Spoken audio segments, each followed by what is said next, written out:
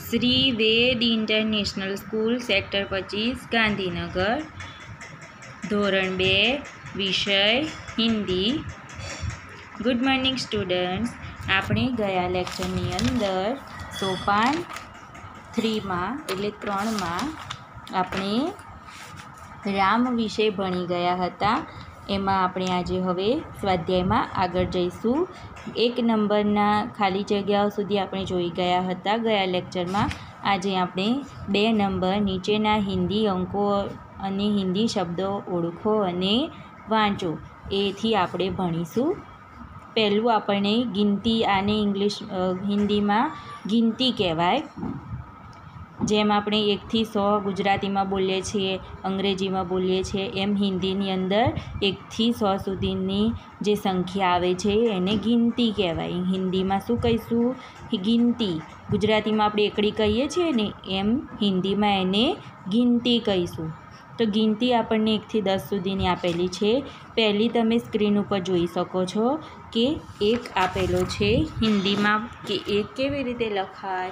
तो आपणे स्क्रीन पर जोयुं कि 1 लखेलो छे।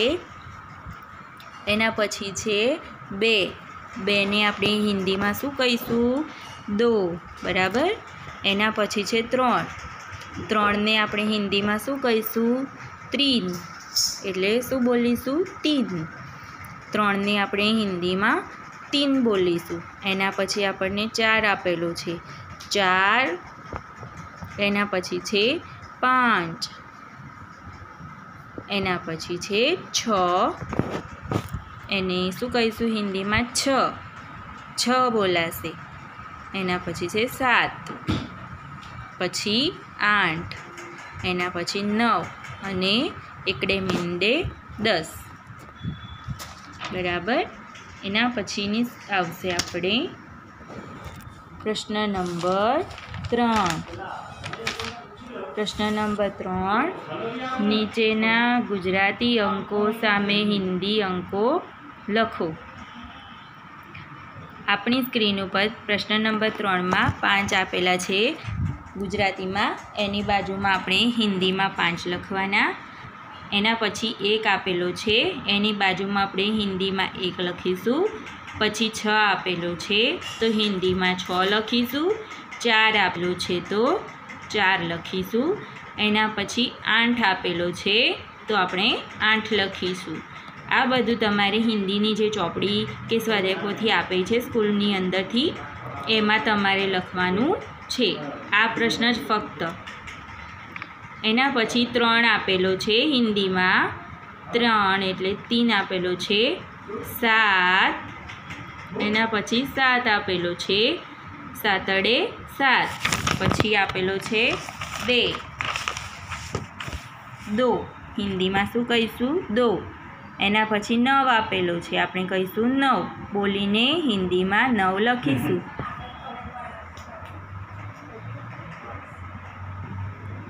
एकड़े मींडे 10 आपेलो छे, हिंदी में आपणे 10 लखीशुं। प्रश्न नंबर 4 नीचेना अंकोना गुजराती शब्दों सामे हिंदी शब्दों लखो। 7 आपेला छे आपणे गुजराती में, तो एनी बाजू में आपणे हिंदी शब्द 7 लखवानो छे। हिंदीनो गिनतीनो शब्द 7 लखीशुं। पछी छे 2 तो गिनतीनो 2 लखीशुं। 9 आपेलो छे तो 9 लखीशुं। 1 आपेलो छे तो 1 लखीशुं। 4 आपेला छे तो 4 लखीशुं। 6 आपेला छे तो 6 लखशुं। 3 आपेला छे तो 3 लखीशुं। 10 आपेला छे तो 10 लखीशुं। एना पछी 5 आपेला छे तो 5 लखीशुं। पछी 6 लखवानो। पछीनो प्रश्न छे आपणो नीचेना चित्रो ओळखो अने हिंदी में नाम लखो। तो आपणे पहेलुं चित्र आपेलुं छे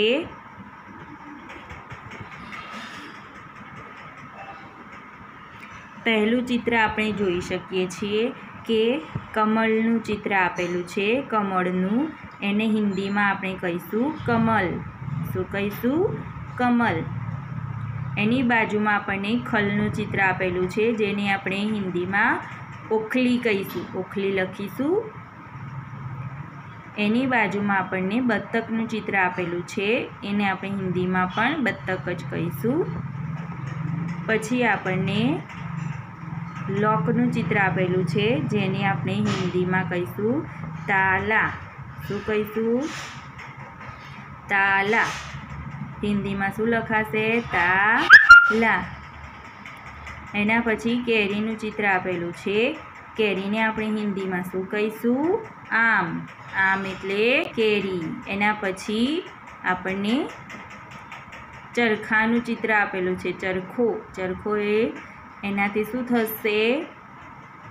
કાપડ વણવાના દોરા બનશે એમાં. પછી એનાથી આપણે કાપડ વણી શકીશું. એ બનાવવા માટેના મશીનને શું કહીશું? ચરખો. બરાબર. એના પછી છે ચોપડી.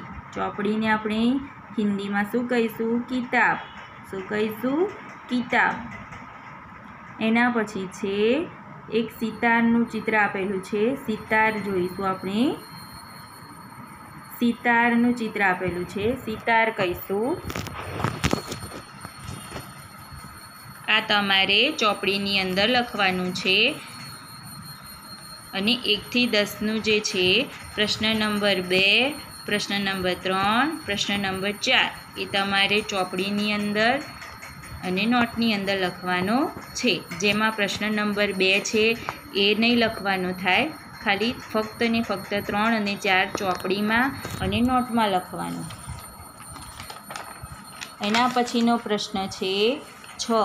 પ્રશ્ન નંબર 6, નીચેની દીર્ઘ ઈ વાળી હિન્દી બારાક્ષરી વાંચો અને લખો. તો આપણને દીર્ઘ ઈ વાળી બારાક્ષરી આપેલી છે. દીર્ઘ ઈમાં આપણે કને દીર્ઘ ઈ કી, ખને દીર્ઘ ઈ ખી, ગને દીર્ઘ ઈ ગી, ચને દીર્ઘ ઈ ચી, છને દીર્ઘ ઈ છી. પ્રશ્ન નંબર 6, કને દીર્ઘ ઈ ખી, ખને દીર્ઘ ઈ ખી, ગને દીર્ઘ ઈ ગી, ગને દીર્ઘ ઈ ગી, ચને દીર્ઘ ઈ ચી, છને દીર્ઘ ઈ છી, જને દીર્ઘ ઈ જી, મોટા જને દીર્ઘ ઈ જી, ટને દીર્ઘ ઈ ટી, ઠને દીર્ઘ ઈ ઠી, ડને દીર્ઘ ઈ ડી, ઢને દીર્ઘ ઈ ઢી, ડને દીર્ઘ ઈ ડી, તને દીર્ઘ ઈ તી, થને દીર્ઘ ઈ થી, દને દીર્ઘ ઈ દી, ધને દીર્ઘ ઈ ધી, મને દીર્ઘ ઈ મી, નને દીર્ઘ ઈ ની, પને દીર્ઘ ઈ પી, ફને દીર્ઘ ઈ ફી, બને દીર્ઘ ઈ ફી, ભને દીર્ઘ ઈ ફી ભી, મને દીર્ઘ ઈ મી, યને દીર્ઘ ઈ ગી, રને દીર્ઘ ઈ ગી, લને દીર્ઘ ઈ લી, વને દીર્ઘ ઈ વી, શને દીર્ઘ ઈ શી, શને દીર્ઘ ઈ શી, સને દીર્ઘ ઈ સી, હને દીર્ઘ ઈ હી, ક્ષને દીર્ઘ ઈ ક્ષી, ત્રને દીર્ઘ ઈ ત્રી, જ્ઞને દીર્ઘ ઈ જ્ઞી. અને એના પછી આપણને સ્વર ઈ આપેલો છે.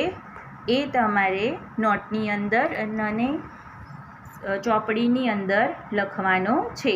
તો આપણે હોમવર્કની અંદર પ્રશ્ન નંબર 3, પ્રશ્ન નંબર 4 અને પ્રશ્ન નંબર 6 એ નોટની અંદર લખવાનો થશે અને ચોપડીની અંદર પણ લખવાનો છે. બાકીના 2 પ્રશ્નો આપણે ચોપડીમાં જ કરવાના છે. હવે પછીના નેક્સ્ટ લેક્ચરમાં મળીશું. બાય.